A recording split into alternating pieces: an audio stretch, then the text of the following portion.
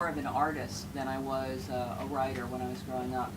I would just stay up really late in my room and draw these intricate, mostly what I was really interested in is drawing really intricate designs of people's clothes. It's kind of a limited artistic endeavor. But, um, but I would stay up really late and I didn't really write more than any other person. Um, but I did probably draw more. My brother, who was older, was kind of the smart one, and he could kind of do anything. Like, he was a really good painter, and he played jazz guitar, and he also got A's in school, the only thing that I could do kind of well was draw. I really wanted to go to art school, but my father wouldn't let me go. He felt like I should have a more rounded education, and I went to a small liberal arts college in upstate New York. And when I went there, I thought I'll be an art major. The deal was I would go for a year, and then I could transfer to art school if I wanted to. So I took this art class where it was just like the first thing you took as a major, and it was a class in 3D, and I'd never worked in 3D. And it was incredibly hard. I really just couldn't do it. And the first assignment was we were supposed to sculpt an egg out of clay. And you basically made a mold out of clay, and it's not clay that you chip away. Is it plaster of Paris? And you pour your mixture, and then you wait till it hardens, and then you use these tools and you chip it away. But I couldn't do that. And so everybody was already chipping away, and I was like still pouring molds. Mine were either too hard or too soft. I just couldn't do it. So the night before the egg was due, I was in the studio building alone, and there were fluorescent lights. And I said, like, I don't care. The next mold I pour, this is the one I'm working with. Whether it's too hard or too soft, I don't care.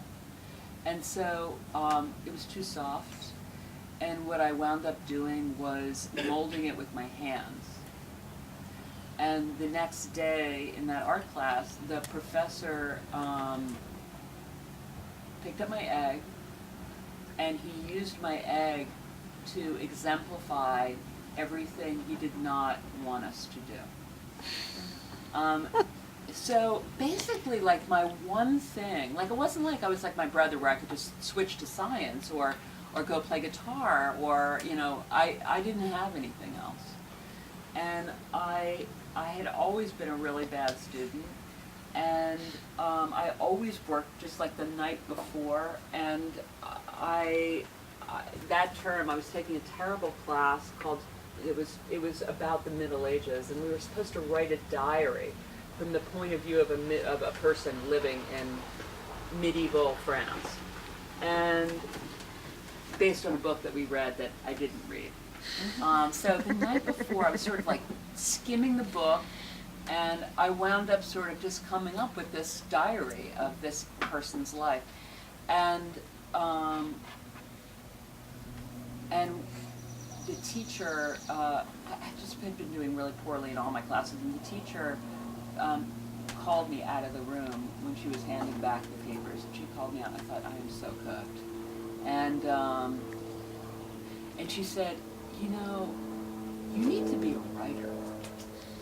And it was such a relief to hear somebody say that. Not that I had ever, I'd ever thought of it myself, or I'd been waiting for that, but it was such a relief for somebody to think that I might do something other than draw really intricate clothes of, figures on a page.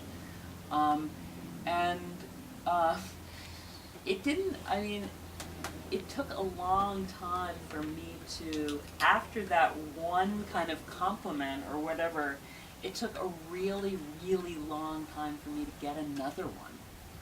I graduated from college, and I worked in publishing, and I wrote at night.